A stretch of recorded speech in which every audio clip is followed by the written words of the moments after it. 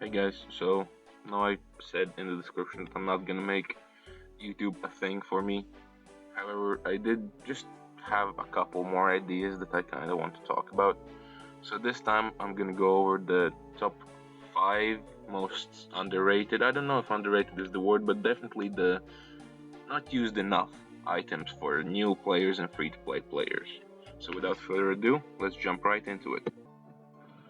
So coming in at number 5 spot we have beers.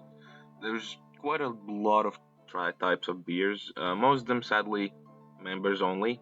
However, even the ones available to free to play can be really handy, like this Dwarven Stout, for example. For me, not gonna change much. However, when you drink it, it does give you a nice +1 boost to mining and +1 boost to smithing.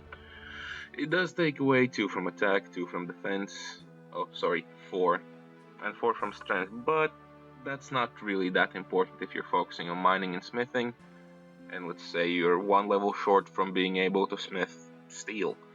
It's really handy in this situation. Now, again, another type is the Wizard's Mind Bomb, which I'm going to show you right now. It gives us some extra magic, 3 points to be exact. And of course, again, lowers attack, strength, and defense. But let's say you're in the wizard's tower trying to kill the lesser demon that's locked up there. Attack, defense, that's not really a worry for you then. You just need that extra magic, so you maybe can cast a high level spell so you can skill a bit faster. Then we have the Asgardian Ale, which gives you +2 strength and again takes off some attack. And personally, I wouldn't use this, but I do understand that it can be used to get that extra strength, so you can level up your strength easier, I guess. Most combat skills easier.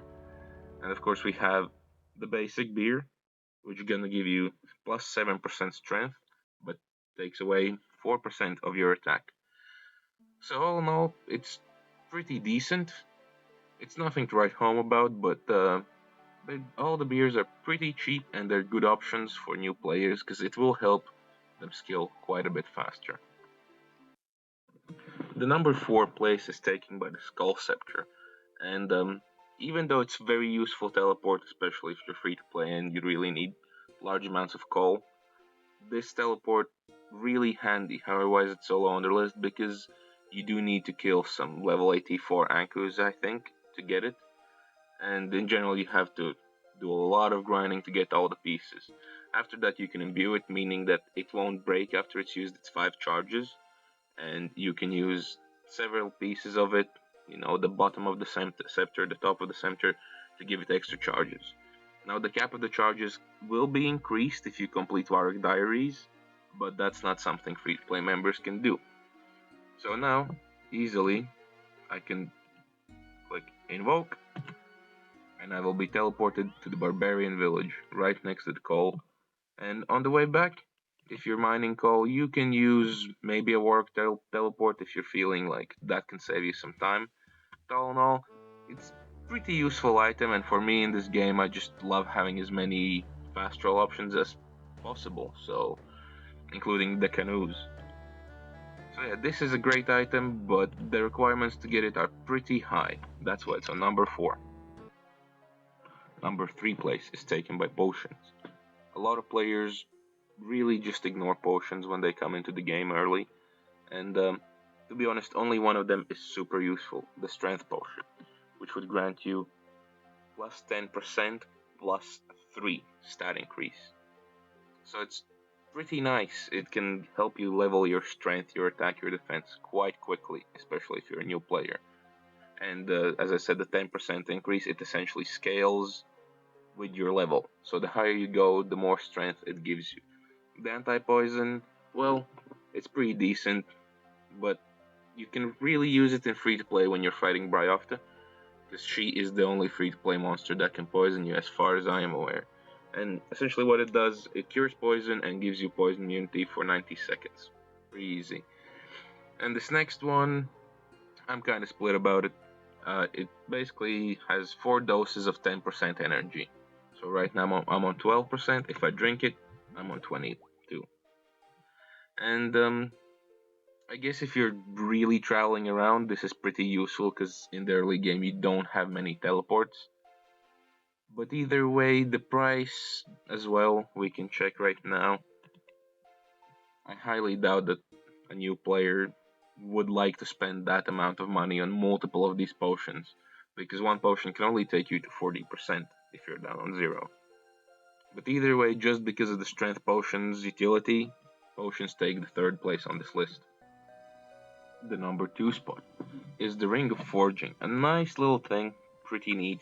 A lot of people don't even know about it because well, you don't really have any enchanted rings in free to play. This is the only one as far as I know, and in free to play it's mostly about amulets. However, this little thing, it will greatly improve your skilling in smithing, because that gap from iron to steel, well, it's not the biggest gap, but we all know that smithing can be pretty tedious. And basically, what this little thing does is it has 1,000 charges. However, it guarantees that any iron ore you smelt while you have it equipped will be smelted into a bar without fail. So let's compare how I do with this little thing equipped versus how I do without it. So this is the first trip with the ring.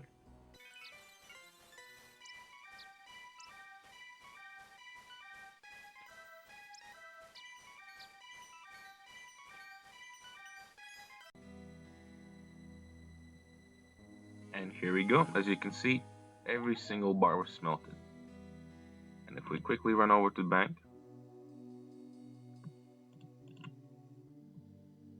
deposit all the iron, remove the ring, put the ring in the bank, and withdraw just another full inventory of iron ore. And let's go over and see how that does. Round 2.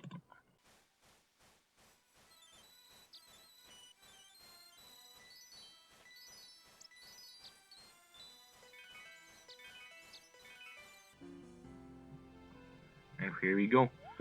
Instead of getting 28 bars, I got 17, which is marginally better than average, to be fair. However, it is still only a bit more than half of what we got using the ring. So the ring, it's not ultra expensive. I believe it has 1,000 charges, correct me if I'm wrong. But it is a pretty good, nice item to have, especially if you're new to the game and you're trying to level up your smithing. And the number 1 spot on this list, the most underrated, the most useful thing in free to play that a lot of players don't know about, it is the Chronicle. Now, to get this, you would need to get to Draenor Village and talk to this boy here, Django. I don't know how to pronounce his name, so bear with me. And if you trade him, you'll see a Chronicle. A Chronicle costs 300 coins, but you will also need the teleport cards, which costs 150 coins each.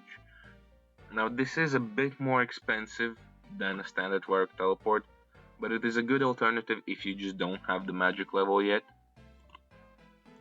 And it doesn't take up much space. You can equip it, and just like that, with a single click, we appear next to the Champions Guild in Warwick. Well, a bit outside of Warwick.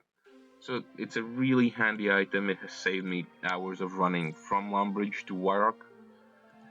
So yeah, I would really suggest you pick this up if you're new. And here we have an honorable mention. This isn't really useful, however, it is still nice to have with the addition of clues in this game. It is the collection log. You can easily get it by talking to the collector, and honestly, it's just nice to have around. Of course, it has all the bosses, including the free-to-play boss Albert, which is only the Hill Club here as the unique loot. Of course, there's also Bryofta here. However, her unique drop is a member's object, sadly. But the clues are here, where you can see how many clue scrolls you have completed and what items you have obtained. And I think this is just a really nice touch, and I really appreciate that this is in the game.